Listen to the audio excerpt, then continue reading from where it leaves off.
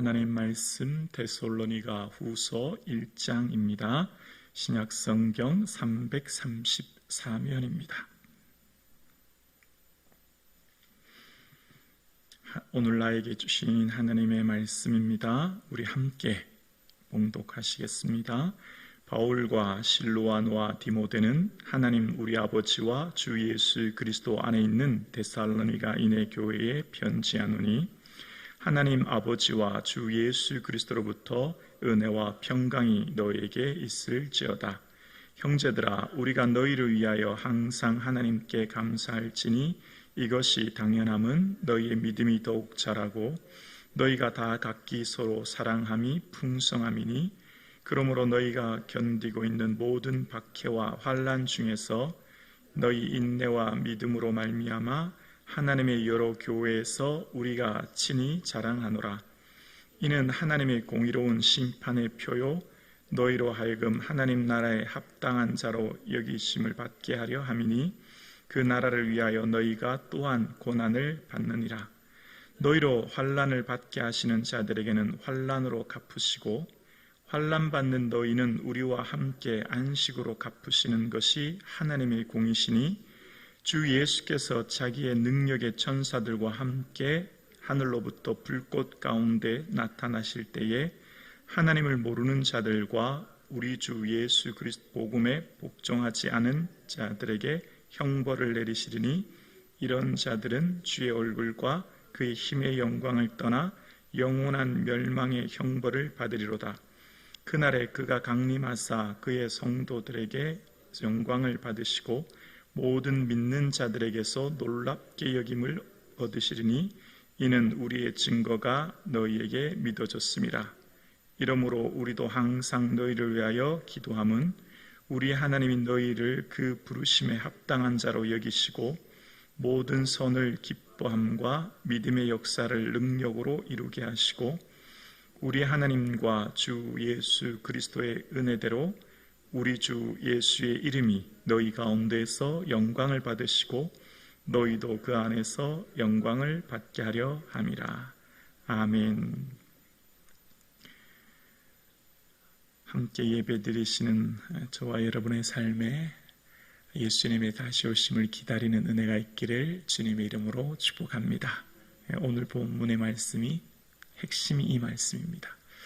바울은 데살로니가 교회가 여러 가지 박해와 어려움 가운데 있으면서도 그것을 잘 견뎌내고 오히려 이 믿음이 성장한다고 하는 얘기를 듣고 이제 편지를 다시 두 번째 편지를 쓴 겁니다. 또 바울의 편지가 아닌데 바울의 편지라고 오해된 위조된 편지가 전해졌고 그래서 거짓 이야기가 돌아서 이렇게 두 번째 편지를 쓰게 된 계기거든요. 그게 2장 2절에 그런 내용이 나옵니다. 그래서 오늘 본문의 내용의 핵심은 고난은 구원의 보증이다 라고 하는 것과 함께 하나님이 다 갚아주신다. 이게 오늘 본문의 핵심 내용입니다. 1절과 2절입니다. 바울과 실로아노와 디모데는 하나님 우리 아버지와 주 예수 그리스도 안에 있는 데살로니가인의 교회에 편지하노니 하나님 아버지와 주 예수 그리스도로부터 은혜와 평강이 너희에게 있을지어다. 이제 두 번째 편지를 보내면서 다시금 서두에 인사말을 전합니다. 그리고 이렇게 편지를 보내게 된 이유에 대해서 3절과 5절에 대해서 이야기합니다. 형제들아, 우리가 너희를 위하여 항상 하나님께 감사할지니 이것이 당연함은 너희의 믿음이 더욱 자라고 너희가 다 각기 서로 사랑함이 풍성함이니 그러므로 너희가 견디고 있는 모든 박해와 환난 중에서 너희 인내와 믿음으로 말미암아 하나님의 교회에서 우리가 친히 자랑하노라. 아멘. 여러분, 외부의 환난과 어려움이 있으면 내부에 있는 공동체가 갈등이 생기고 어려움이 생기고 또 믿음을 지키고 사랑으로 하나 되기가 참 어렵지 않습니까? 내 하나 몸 견디기도 바쁘니까요. 그런데 외부의 환난이 있음에도 불구하고 사랑으로 더욱 풍성해질 뿐만 아니라 견뎌냈고 또 믿음이 자랐다, 성장했다. 지금 이렇게 얘기하는 거예요. 그러니까 바울이 이 소식을 들었을 때 얼마나 기뻤을까요?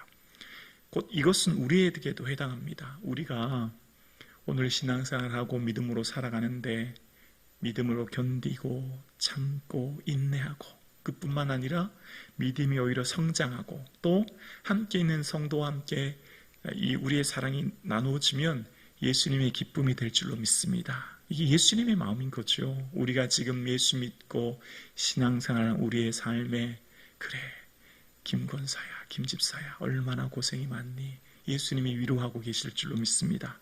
그러면서 이것이 4절 후반절에 보면 여러 교회에 친히 자랑이 되었대요. 여러분 보십시오. 이 3주밖에 되지 않았던 데살로니가 교회는 저렇게 박해 가운데 있으면서도 믿음이 성장하고 사랑 가운데 풍성하게 견뎌내는 모습 여러분 보십시오라고 하면서 오히려 그 데살로니가 교회가 주변 교회에 자랑할 수 있는 그런 교회가 되었다는 겁니다. 우리의 믿음이 이런 믿음, 주님의 자랑이 되는 이런 믿음 되기를 축복합니다. 그러면서 이것은 하나님께서 이제 공의를 얘기하시는데요. 5절입니다. 이는 하나님의 공의로운 심판의 표요 너희로 하여금 하나님 나라에 합당한 자로 여김을 받게 하려 함이니 그 나라를 위하여 너희가 또한 고난을 받으니라.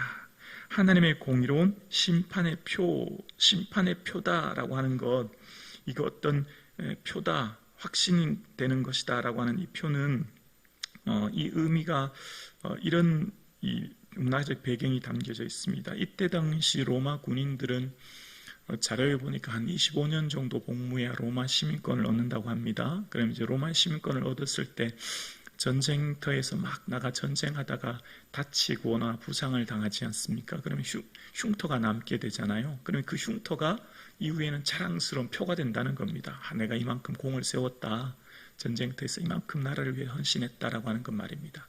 그러니까 이 공의로운 심판의 표라고 하는 것은 하나님께서 이제 이 땅을 다시 오실 때 심판하실 텐데 하나님은 공의의 하나님이십니다. 그런데 우리가 이 땅에서 주를 위해 고난받는 것이 우리에게 은혜가 되는 것이죠. 이 땅에서 주를 위해 고난받고 어려움 당하는 이 모든 것들이 이 5절 후반절에 보면 그의 나라, 다른 말로 천국이죠. 그 천국에서 우리가 이 하나님 주실 은혜의 영광이 있다고 하는 것을 이야기합니다. 그래서 하나님 나라에 가는 길은 고난의 길이라는 거예요. 사도 바울이 끊임없이 사도행전에서 설교했지 않습니까? 하나님 나라에 들어가려면 환난을 당해야 될 것이다. 하나님 나라 가는 길이 좁고 협착하기 때문에 쉽지 않은 길이라는 겁니다. 그러면서 이제 하나님이 어떻게 공의로우신지, 이제 공의의 하나님이 오실 때 어떤 일이 일어나는지에 대해서 이제 다 갚으시는 하나님에 대해서 6절부터 이야기합니다. 6절입니다. 너희로 환난을 받게 하는 자들에게 환난으로 갚으시고, 우리를 박해하는 자들은 반드시 그들에게 그 환난으로 하나도 남김없이 다 갚으신다. 지금 여러분 환난 가운데 여러분이 어려움과 박해와 고난 당하십니까? 여러분을 박해하는 그들, 여러분을 여러분을 어려움 당하게 하는 그 모든 사람들, 그들에게는 하나님이 반드시 환난으로, 여기 갚으시고라고 하는 말은요, 남김없이 낱낱이 갚는다 이런 의미가 있거든요. 여러분을 환난으로 박해하고 어려움 당하는 그들에게 반드시 환난으로 다 갚으실 것입니다. 반면 환난을 당하는 우리에게는 이런 은혜가 있습니다 라고 하면서 얘기해요. 7절입니다. 환난을 받는 너희에게는 우리와 함께 안식으로 갚으시는 것이 하나님의 공이시니 라고 이야기합니다. 우리가 지금 환난 받고 있죠. 이렇게 환난 받는 우리에게는 어떻게 해요? 안식으로 갚으신대요. 안식은 뭐죠? 영원한 천국이죠. 그 천국에서의 쉼과 영광과 안식과 그 영광스러운 나라 아닙니까? 그 하나님 나라의 그 영광스러운 안식이 기다리고 있고, 그때가 언제냐면 우리 주 예수께서 자기의 능력의 천사들과 함께 하늘로부터 불꽃 가운데서 나타나실 때에 예수 그리스도님 다시 오십니다. 그때 어떤 일이냐면 8절이요. 하나님을 모르는 자들과 우리 주 예수 그리스도의 복음에 복종하지 않은 자들에게는 형벌을 내리시리니. 아주 무서운 말씀 아닙니까? 하나님 모르는 사람, 그리고 말씀에 주의 복음에 복종하지 않은 자들에게는 형벌이 있다는 겁니다. 이 형벌의 의미는 이 복수 이런 의미가 있고, 이 어근을 찾아보면 지적해내다, 잘못을 찾아내다 이런 의미가 있는 겁니다. 그러니까 마지막 날 우리 모두는, 이 땅에 있는 모든 사람들은 결국 모든 사람들은 하나님 앞에 다 서게 되어 있습니다. 모든 사람들은 싫든 좋든 주님 앞에 서게 되어 있고, 그때 하나님을 모르는, 하나님 누군지 모르겠는데요, 그리고 말씀에 복종하지 않는 자들에게는 끔찍한 형벌이 기다리는데요, 그 형벌의 구체적인 내용이 9절에 나옵니다. 이런 자들은 9절이요, 주의 얼굴과 그 힘의 영광을 떠나 영원한 멸망의 형벌을 받으리로다. 영원한 멸망이 뭡니까? 지옥이죠. 영원한 멸망의 형벌이 기다리고 있다는 겁니다. 이 성경에서 끊임없이 말하고 있는 복이 뭐죠? 하나님을 가까이 하는 거죠. 천국은 어떤 것이죠? 주의 얼굴과 얼굴을 대면하여 배울 그날, 해와 달이 필요 없을 때 없으면 그날에 주께서 해가 되심을, 어린 양이 빛이 되심을 이야기하듯이, 우리가 그 천국에서 주의 얼굴을 뵙고, 그 천국에서 그 힘의 영광, 사도 바울이 끊임없이 힘의 영광, 혹은 골로새서 1장에 보면 이제 기도할 때 그 영광의 힘을 쫓아 능력으로 능하게 하시며 기쁨으로 견딤과 오래 참음에 이르게 하시고, 이렇게 기도하거든요. 힘의 영광이든지 영광의 힘이든지 이게 다 영광스러운 생명이죠. 주님 주신 영광스러운 영원한 생명, 그 생명 가운데 있는 자들은 주의 얼굴을 뵙고 주와 함께 있는 자들이지만, 천국은요, 반대로 지옥은 어떤 곳이에요? 주님 얼굴빛을 배울 수 없는 곳, 영원한 캄캄한 어둠에 불의 고통 가운데 있는 곳, 영원한, 이 멸망이 다는 앞에 영원이란 말이 얼마나 무서운지 몰라요. 영원한 멸망이에요. 돌이킬 수 없는 영원한 멸망. 그러니까 말씀을 통해서 우리가 깨닫는 게 있어요. 우리가 얼마나 큰 복을 받았는지, 우리가 얼마나 큰 은혜 가운데 있는지. 이제 곧 우리는 주님 배울 것입니다. 사도 바울이 끊임없이 지금 생각하는 사도 바울의 마음은 뭐예요? 주님 곧 오신다. 그의 오실 나타나실 때에 사도 바울이 늘 주님 바라보고 주님 살았다는 걸 알게 되어요. 예수님 늘 바라보시고 주의 오실 날을 준비하실 수 있기를 주 이름으로 축원합니다. 그래서 그 영광스러운 날에 영원한 형벌이 있게 될 것이고, 10절이요, 그날에 주실 은혜가 나타납니다. 그날에 그가 강림하사 그의 성도들에게 영광을 받으시고 모든 믿는 자들에게 놀랍게 여김을 얻으시리니 이는 우리의 증거가 너희에게 믿어졌습니다. 그날에 예수님 재림하실 그날, 그 강림하실 때 그 영광스러운 은혜 가운데 우리 모두 놀라운 은혜를 얻게 될 것이라는 것을 이야기합니다. 예수님 곧 오십니다. 그 다시 오실 예수님 바라볼 수 있기를 주 이름으로 축복합니다. 그래서 마지막으로 이제 기도하는데요, 11절입니다.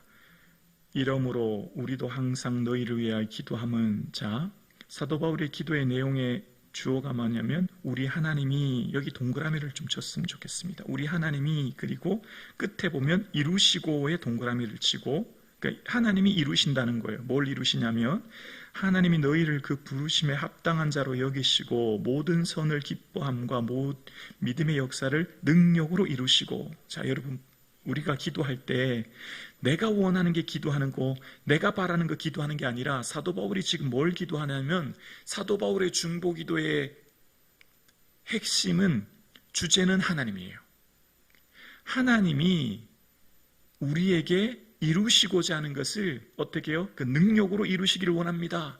하나님이 나를 향해 하나님이 기뻐하시는 모든 일들, 계획하시는 일들이 믿음 안에 이루어지기를 원합니다. 이게 바울의 중보 기도였어요. 기도의 주어가 내가 아닙니다. 기도를 오래 하면 어떻게 되죠? 바울처럼, 바울이 우리에게 깨닫게 하는 게 있어요. 중보 기도를 오래 하면 주어가 하나님으로 바뀌는 것입니다. 하나님으로. 하나님이 그에게, 그 성도에게 계획하시고 바라시는 일들이 하나님의 뜻대로 이루시기를 원합니다. 우리 인생도 어쩌면 마찬가지 아닙니까?